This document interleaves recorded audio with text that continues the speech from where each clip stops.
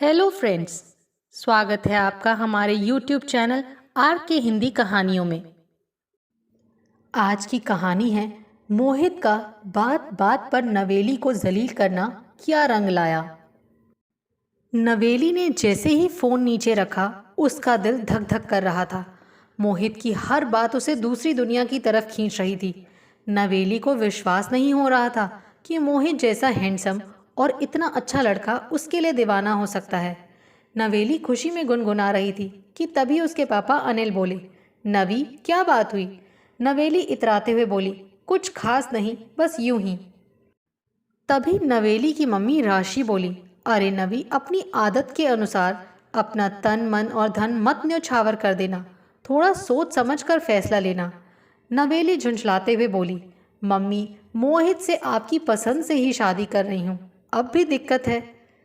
राशि साड़ी का पल्लू ठीक करते हुए बोली, नवी, तुम्हें दिक्कत ना हो इसीलिए बोलती हूँ। नवेली 22 वर्ष की सुंदर युवती थी। अपने माता पिता की वो इकलौती बेटी है।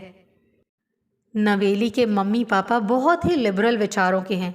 उन्होंने अपनी बेटी पर कभी कोई रोक टोक नहीं की थी। नवेली के मम्मी पापा अपनी अपनी दुनिया में व्यस्त थे। नवेली के छोटे कपड़ों पर भी उन्हें कोई दिक्कत नहीं थी और ना ही उन्हें नवेली के बॉयफ्रेंड्स पर कोई एतराज़ होता था। नवेली को अपने मम्मी पापा कम फ्रेंड्स ज़्यादा लगते थे। नवेली को अंदर से खालीपन लगता था। नवेली को चाहिए था एक भरा पूरा परिवार, पर उसकी जिंदगी में थी ढेर सारी फ्रीडम और अकेलापन। एक के बाद एक बॉयफ्रेंड्स नवेली की जिंदगी में आते गए, मगर हर लड़के को नवेली के विचार बेहद बचकाने और भावुक लगते थे। उसके सभी बॉयफ्रेंड्स नवेली की तरफ आकर्षित थे, मगर प्यार से उन्हें कोई सरोकार नहीं था। आज की युवा पीढ़ी की तरह उनके लिए भी प्यार का मतलब था घूमना फिरना, पार्टी और सेक्स करना।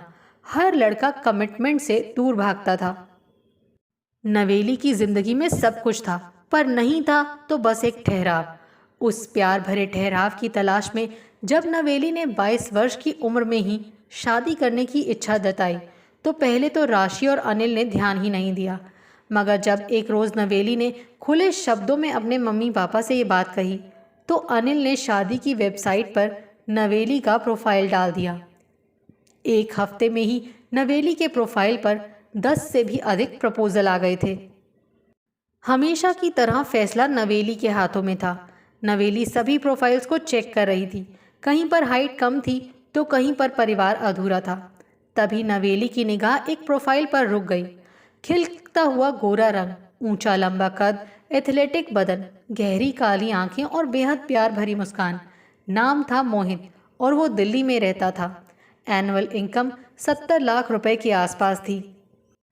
नवेली ने अपने पापा को मोहित के बारे में बताया और फिर दोनों परिवार ने एक दूसरे के बारे में जानकारी एकत्रित कर ली थी। नवेली के पापा की संपन्नता और नवेली का भोलापन मोहित के परिवार को भा गया था, तो वहीं मोहित की इनकम, पढ़ाई और उसका भरा पूरा परिवार नवेली को भी पसंद आ गया था। मोहित के परिवार में उसके मम्मी पापा के अलावा उसकी छोटी बहन शिप्रा भी थी। मगर मोहित के सभी रिश्तेदार आसपास ही रहते थे। पूरा परिवार एक गुलदस्ते की तरह एक साथ प्यार में बंधा हुआ था। मोहित की बातों से नवेली को लगता शायद उसकी तलाश खत्म हो गई है। मोहित को सेक्स से अधिक वैल्यूज में इंटरेस्ट था। दोनों की फोन पर घंटों बातें होती। मोहित का परिवार जुलाई की एक अलसाई हुई दोपहर में नवेली से मिलने आया था। मोहित के पापा नवेली को बहुत सुलझे हुए लगे, तो उसकी मम्मी कल्पना भी उसे बेहद ममतामयी लगी। नवेली ने अपनी मम्मी को कभी अस्त-व्यस्त नहीं देखा था। वो हमेशा टिप टॉप रहती। वही हाल उसके पापा अनिल का भी था। अक्सर लोग नवेली को उनकी बेटी नहीं, छोटी बहन मानते थे। इस कारण नवेली को अंदर से बेहद कोफ्त होती थी। उसे मम्मी पापा जैसे दिखने वाले मम्मी पापा चाहिए थे। आज नवेली को लग रहा था कि उसका सपना शायद पूरा हो जाएगा। नवेली ने बेहद सोच समझकर सफ़ेद कुर्ता और प्लाजो पहना था। सफ़ेद ज़मीन पर लाल और हरे फूल उस कुर्ते के साथ साथ नवेली को भी ताजगी दे रहे थे। अपने सुनहरे घुंघराले बाल उसने यूं ही खुले छोड़ दिए थे। चांदी के झुमके, आंखों में काजल और होठों पर न्यूड लिपस्टिक, सब कुछ बेहद ही मनोरम प्रतीत हो रहा था। वहीं मोहित नीली शर्ट और काली पैंट में बहुत हैंडसम लग रहा था। मोहित ने शायद आज शेव भी नहीं की थी। छोटी छोटी दाढ़ी के बाल नवेली को अपनी तरफ खींच रहे थे। मोहित नवेली को अपने काम के बारे में बता रहा था। मोहित कह रहा था, नवेली, मैं चाहता हूँ कि तुम रानियों की तरह रहो। पैसा कमाकर लाने की जिम्मेदारी मेरी है और घर परिवार को मैनेज करना तुम्हारी। नवेली आंखें बड़ी बड़ी करते हुए बोली, तुम्हें क्या हाउसवाइफ चाहिए? मोहित शरारत से मुस्कुराते हुए बोला, बस मुझे तुम चाहिए। तुमको मैं एक नए सांचे में ढाल लूँगा। मेरे विचार थोड़े पिताजी जैसे ज़रूर हैं, पर तुम्हें बेहद सिक्योर रखूँगा। नवेली की आंखों में आश्चर्य था। वो कभी भी मोहित जैसे लड़के से नहीं मिली थी।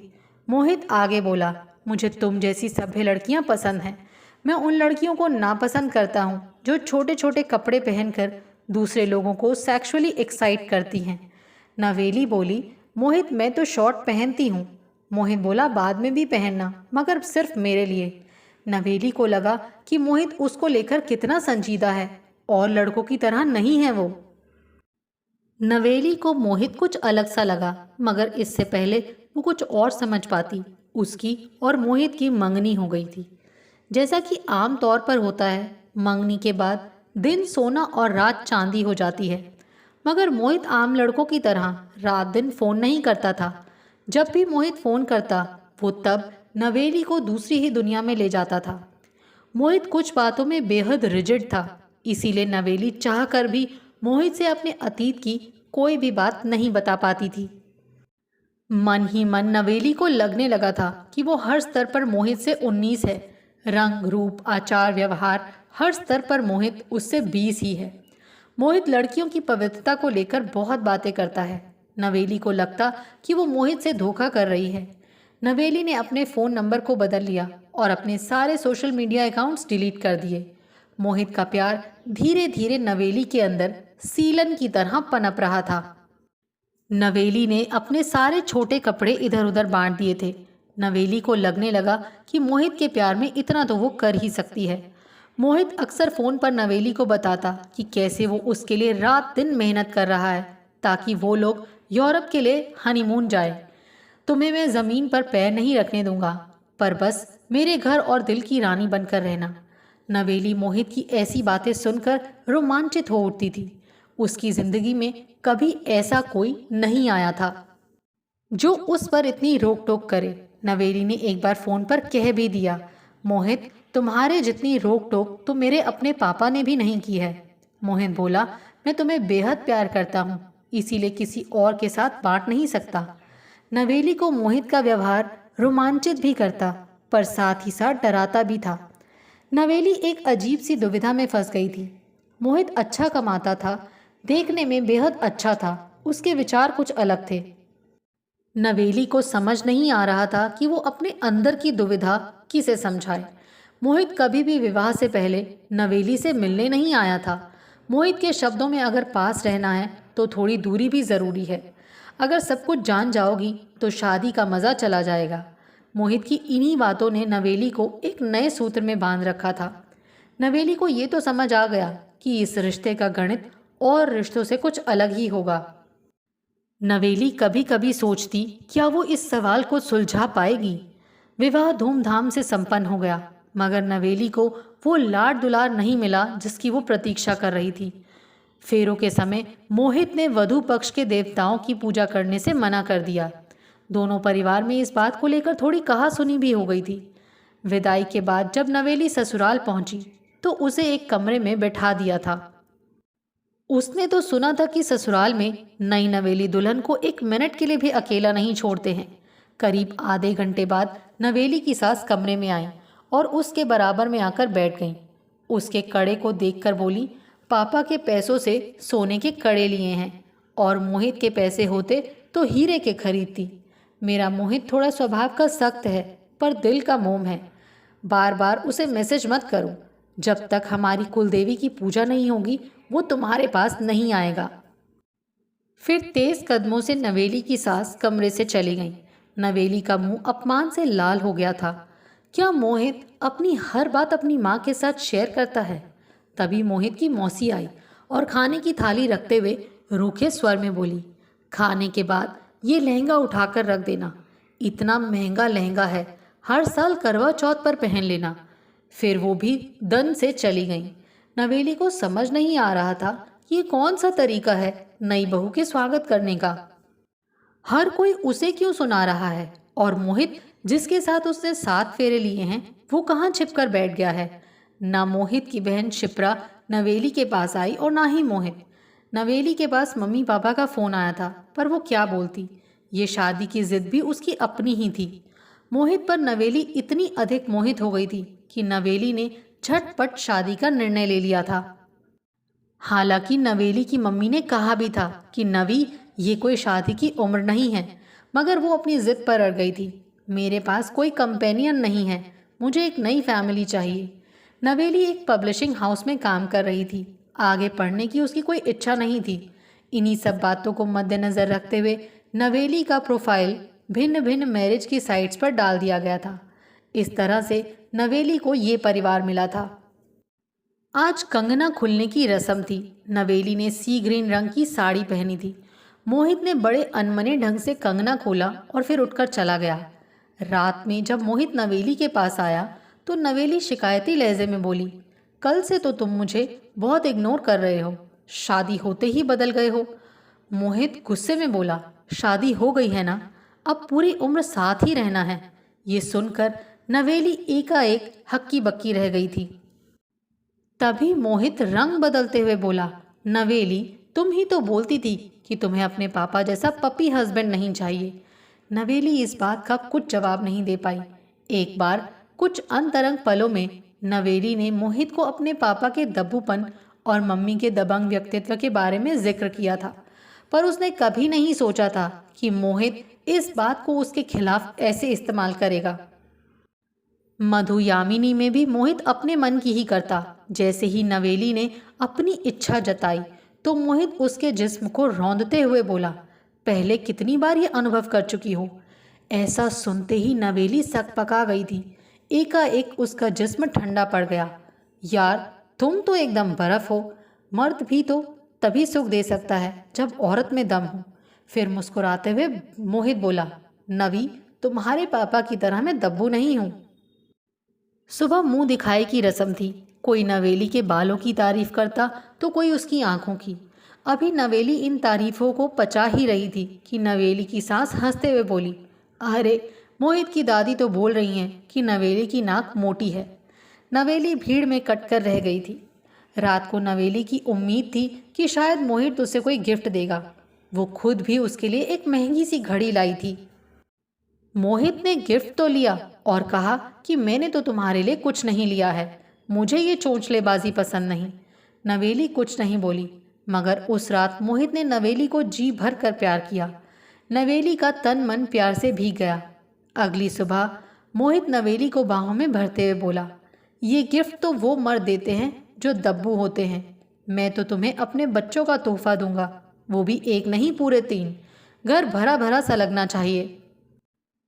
नवेली इससे पहले कुछ बोलती, मोहित ने उसके होठों पर उंगली रखते हुए कहा, परिवार के निर्णय मैं लूँगा, तुम क्यों दिमाग पर जोर देती हो। तुम बस घर का और अपना ध्यान रखो। नवेली को मोहित का ये रवैया पसंद भी था और नापसंद भी। बचपन से नवेली ने अपने पापा को मम्मी से हर छोटी बड़ी बात पर दबते देखा था। इसीलिए उसे मोहित का ये रूखापन न जाने क्यों आकर्षित करता था। नवेली को लगता था कि अब उसकी ज़िंदगी मोहित के प्यार के साए में महफूज है। शाम को नवेली के मम्मी पापा का फ़ोन आया था।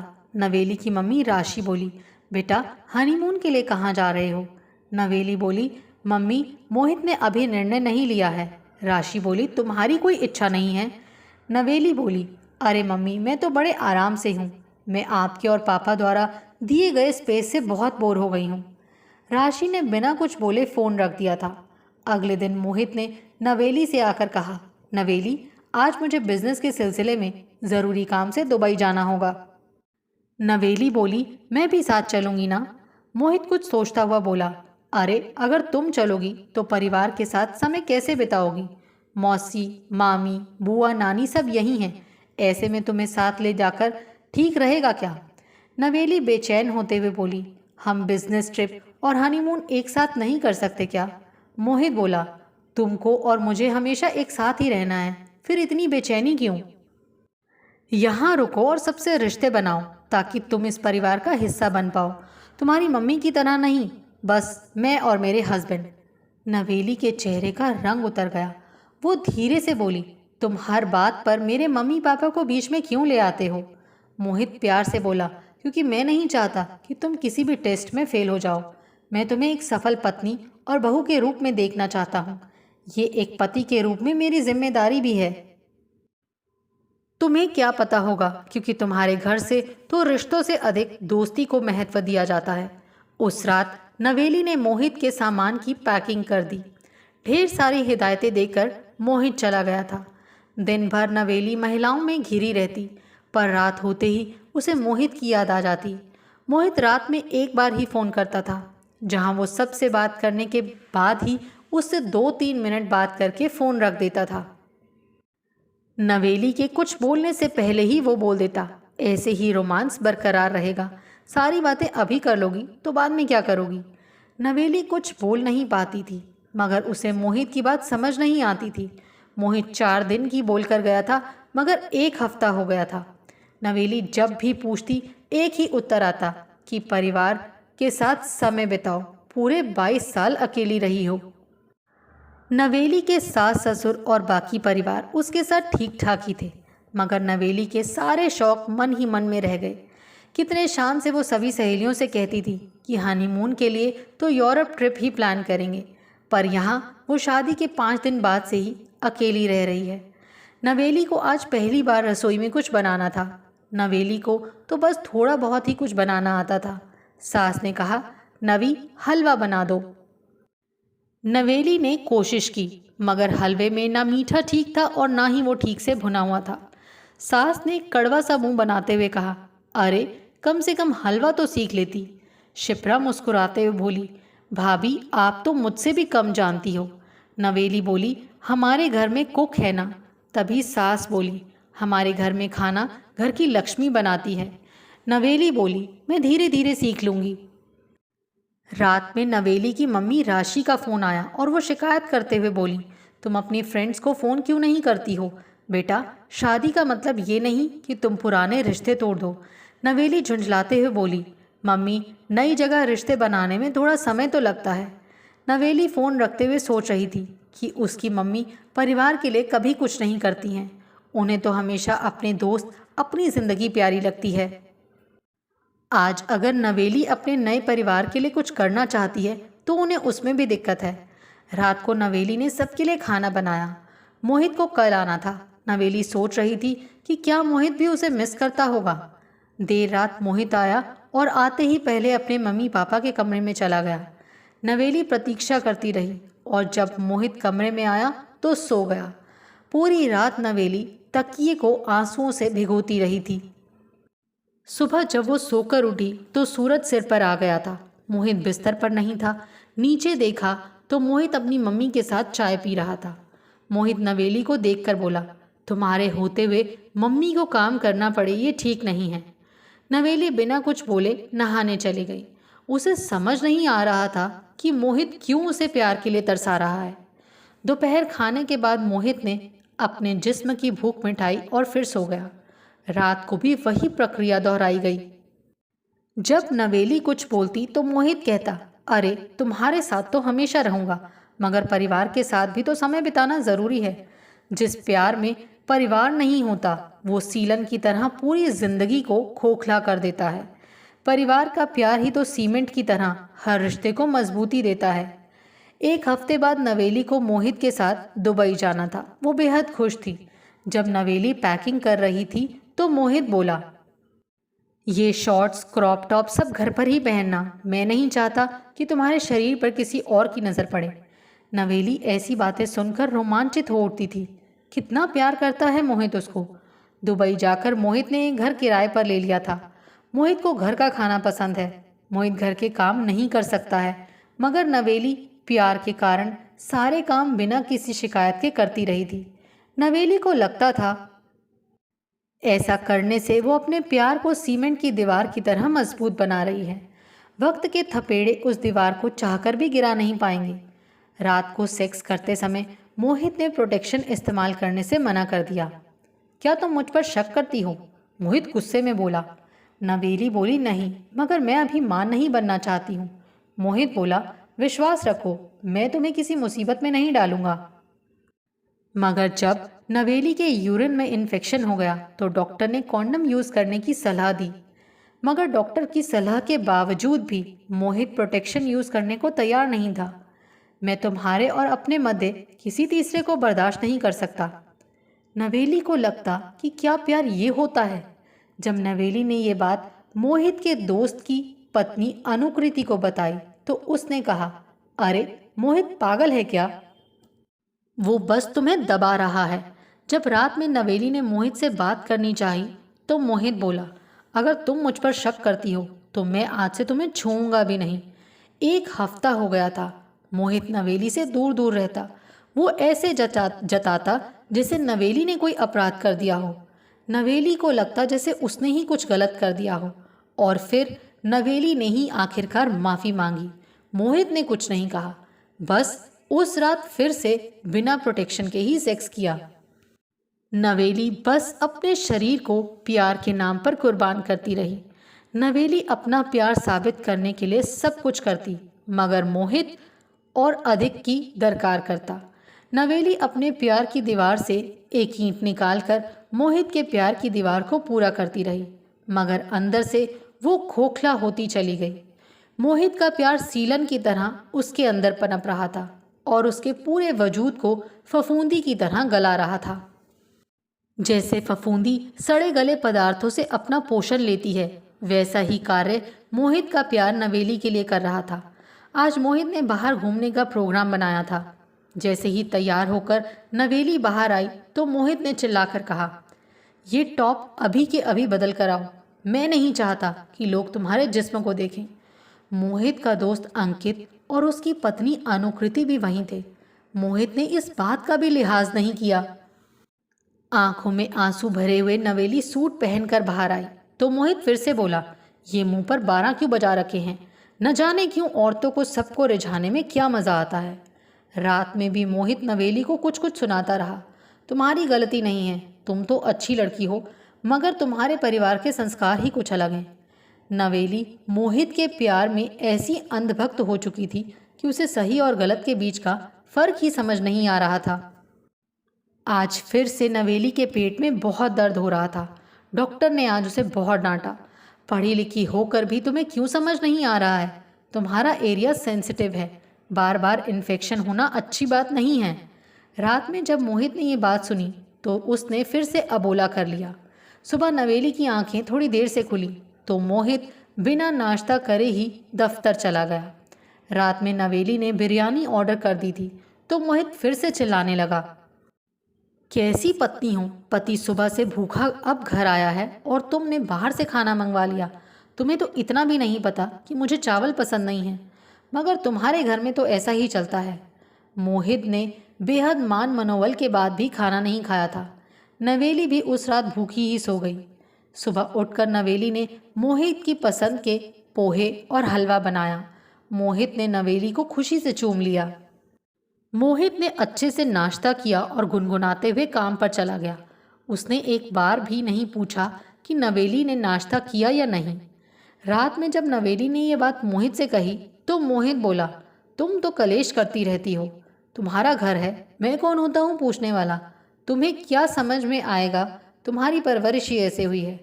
अब नवेली से रहा नहीं गया और बोल उठी, तुम्हारी परवरिश कैसी हुई है? बात बात पर दूसरों को नीचा दिखाना, बस अपने बारे में सोचना। मोहित ये सुनते ही आग बबूला हो उठा और गुस्से में तकिए को पटकने लगा। नवेली को ऐसा प्रतीत हो रहा था कि मोहित तकिए को नहीं, उसे पटक रहा है। नवेली रात भर सोचती रही, क्या सब शादियों में ऐसा ही होता है? क्या उसके परिवार में ही कुछ अलग तरीका है जैसे मोहित कहता है? क्या वाकई में उसकी मम्मी पापा की कदर नहीं करती? क्या उसके परिवार में प्यार की परिभाषा ही गलत है? क्या प्यार में सांस लेने की भी जगह नहीं होती? नवेली बार बार अतीत में झांकने लगी। क्या हर बात पर पापा का मम्मी से सलाह लेना उनका दब्बूपन दर्शाता है या उनका प्यार दर्शाता है? मम्मी को यह उसे कभी भी किसी बात पर ना टोकना क्या दर्शाता है? उन्हें बस सलाह देकर फैसला उन पर छोड़ देना। इन सारी बातों में क्या मम्मी पापा के बीच प्यार की मजबूती नहीं झलकती है, जो उनके प्यार को सीमेंट की तरह मजबूत करता है? क्यों मोहित का प्यार बस लेना जानता है? मोहित का प्यार तभी तक नवेली के लिए बरकरार रहता है जब तक नवेली मोहित के अनुसार काम करती है।